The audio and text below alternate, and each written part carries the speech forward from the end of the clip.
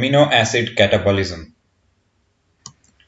Now, the catabolism of the amino acid begins by removing amino group, and these amino group which are produced by the catabolism of amino acid are then disposed into urea synthesis.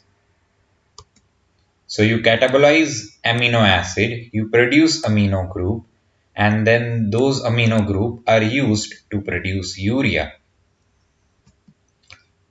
So the carbon skeleton which is produced from the standard amino acid is then degraded into the TCA cycle intermediates or precursors, and then this TCA cycle intermediates are used for gluconeogenesis, or they are metabolized into carbon dioxide and water to obtain energy.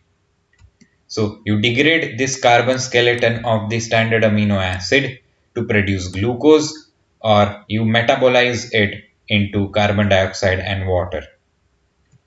The catabolic pathway of amino acid involves three common stages. Okay, now let's see those three common stages in the catabolic pathway of amino acids.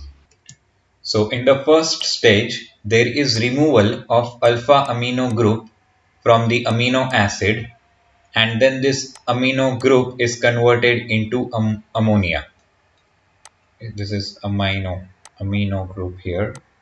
This amino group is then converted to ammonia, and this removal of alpha amino group from the amino acid, this is known as amino acid deamination.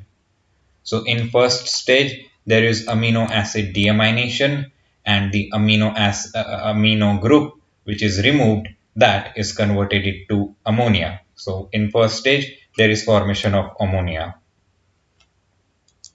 Then in the second stage, there is incorporation of the ammonia into urea. Okay, in the first stage, ammonia was produced from amino acid.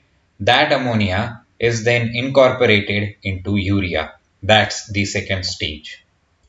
So in the third stage of amino acid catabolism, the carbon skeleton from the amino acid is converted into common metabolic intermediate. Okay, so in amino acid there is amino group and there is carbon skeleton. The amino group is converted into ammonia, and that is incorporated into urea, and you are left with carbon skeleton. Then the carbon skeleton is then converted into common metabolic intermediate, and that is how the catabolism of amino acid takes place in your body. So let's look at an overview of the stages of amino acid catabolism. So you start with protein, and that protein is then converted into free amino acids. Now these free amino acids are then converted into alpha keto acids and NH4 plus. After that, this alpha keto acid is used in citric acid cycle for the production of carbon dioxide, water and ATP. And then this NH4 plus is used for biosynthesis and urea cycle and excretion. So this is how the amino acid catabolism takes place. Let's look at amino acid deamination. Now the removal of alpha amino group from the amino acid involves two types of biochemical reactions, that is transamination and oxidative deamination. Okay, these two reactions are involved when you remove alpha amino group from the amino acid. Transamination. So transamination reactions are the dominant reactions which are involved in removing the amino acid nitrogen. Okay, with the help of transamination reaction, the amino acid nitrogens are being removed. Now this class of reaction, that is transamination reactions, it funnels nitrogen from all free amino acids into a small number of compounds, and then this small number of compounds are either oxidatively deaminated to produce ammonia, or their amine groups are converted into urea by urea cycle. Okay, so the transamination reaction funnels the nitrogen into small number of compounds, and from this compound either ammonia is produced or urea is produced. Now this transamination reaction involves the moving of the alpha amino group from the donor alpha amino acid to the ketone group of the acceptor alpha keto acid. Okay, there is acceptor alpha keto acid. It has a ketone group. That ketone group accepts this alpha amino group from the donor alpha amino acid. And because of this transfer, alpha keto derivatives of the amino acids or the corresponding amino acids are formed. Okay, these two things are produced because there is transfer of this alpha amino group to the ketone carbon of the acceptor alpha keto acid. So all amino acid participate in catabolism. Okay, except these three amino acid, that is lysine, threonine and proline. These three amino acid do not participate in catabolism, but except these three amino acid, all the other amino acid participate in catabolism.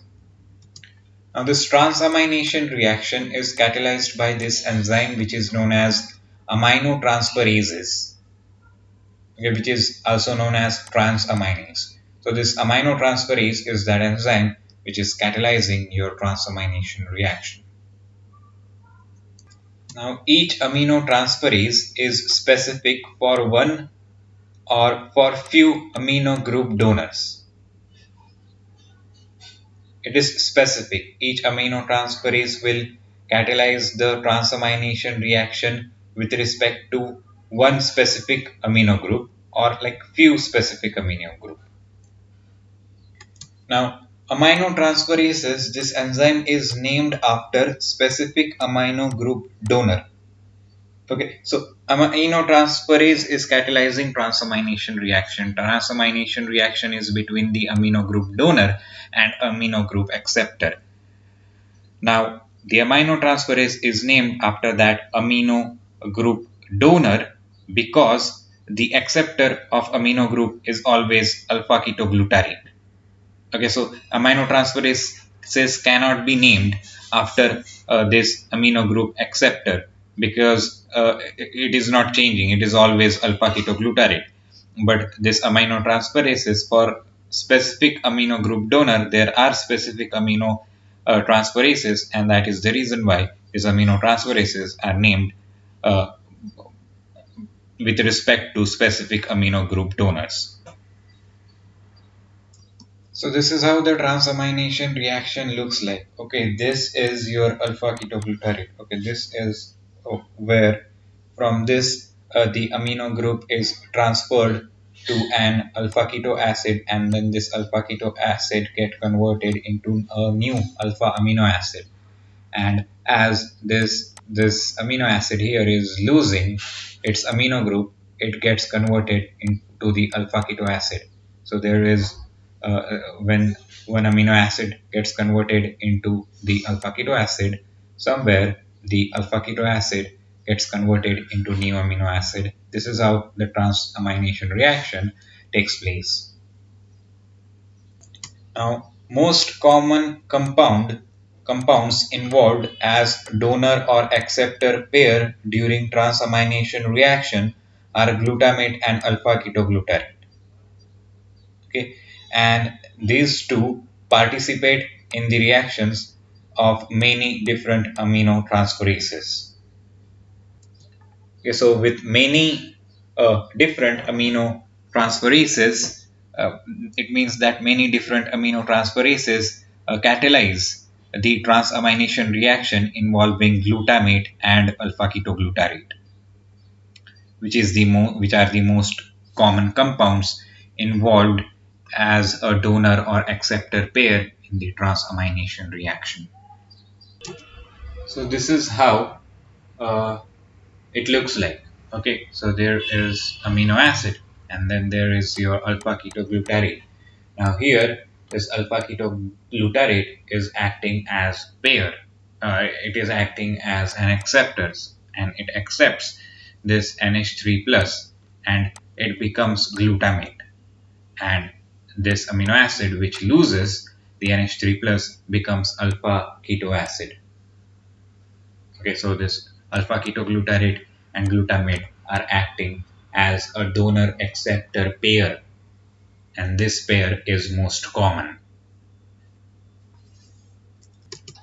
Now, all amino nitrogen from the amino acid that undergoes transamination reaction can be concentrated as glutamate. Why? Because this L-glutamate is the only amino acid that undergoes oxidative deamination at an appreciable rate. Okay, so all the amino nitrogen of the amino acid are concentrated as glutamate. Oxidative deamination. Now, transamination does not result in any net deamination. Now, during oxidative deamination, what happens is the amino acid is converted into corresponding keto acid by removal of amine functional group as ammonia, and this amine functional group is then replaced by the ketone group. Okay, so there is in amino acid there is amine functional group that is replaced by ketone group by a removal of this amine functional group and converting it into ammonia. This amino acid is converted into corresponding keto acid. That is what is happening during oxidative deamination. Now, the ammonia produced during oxidative deamination eventually undergoes into the urea cycle. Okay, this ammonia produced here enters the urea cycle, and this ammonia is then converted into urea. Now, this deamination mainly occurs through oxidative deamination of glutamate, and this oxidative deamination of glutamate is being catalyzed by this enzyme known as glutamate dehydrogenase.